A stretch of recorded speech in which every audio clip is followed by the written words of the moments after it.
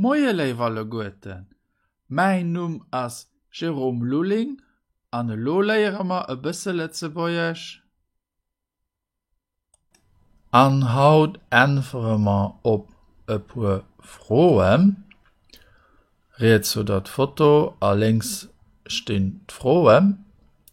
Manch bësse mi groß. So, kriegt den Text lo besser gelies. Froh Nummer 1. Wéi heescht hien? Ja, oder et fand. Hien heescht Robby. Froh Nummer 2.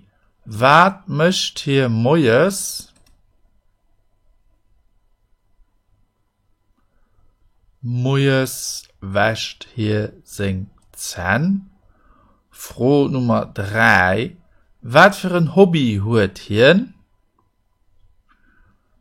Wat für ein Hobby huet hien?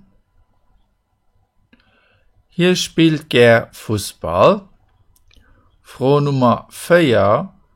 Wéi dacks mëscht hier sein Hobby? Hier spielt 3-mal die Woche Fußball. Froh Nummer 5. Wat mëscht hien owes? Owes guckt hien Tele. Froh Nummer 6. Wat isst hien net ger? Ja, oder et fand. Hien isst net ger Obst a Gemäß. An die letzte Froh, Froh Nummer 7, gucken wir als Foto nach ein mehr genau an. Wie ist wieder auf dieser Foto? Ich meine, das ist nicht so schwer. Wieder ist nivelig auf dieser Foto. So, lo hun ich die 7 Frohen alle richtig beantwortet.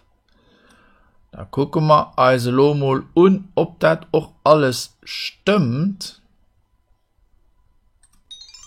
Abracadabra, Hokus Pokus, Simsalabim, 1, 2, 3. Fantastisch. Alles richtig. Froh Nummer 1, wie heescht hien? Hien heescht Robby. Froh Nummer 2, wat mëscht hier Moies? Moies wäscht hier sing Zähn. Froh Nummer 3, wat für ein Hobby huet hien? Hier spielt ger Fußball. Froh Nummer 4, wéi dacks mëscht hier sein Hobby? Hier spielt 3-mal die Woche Fußball. Froh Nummer 5, wat mëscht hien owes? Owes guckt hien Tele. Froh Nummer 6, wat isst hier net ger? Hien isst net ger Obst a Gemäß. Froh Nummer 7, wie ist wieder op dieser Foto? Wieder as nivelig op dieser Foto. Und das war auch schon is. Nach viel mehr so Übungen fand ihr auf meiner Internetseite exercice.lu. Theorie dazu fand ihr auf grammaire.lu. Ich bin auch auf Facebook und auf YouTube. Und danach mein Bücher, Verbentabellen auf Letzebäuerch und 170 Witze auf Letzebäuerch. Vielmals merci für Ihre Aufmerksamkeit. Bis hoffentlich geschwind. Au revoir.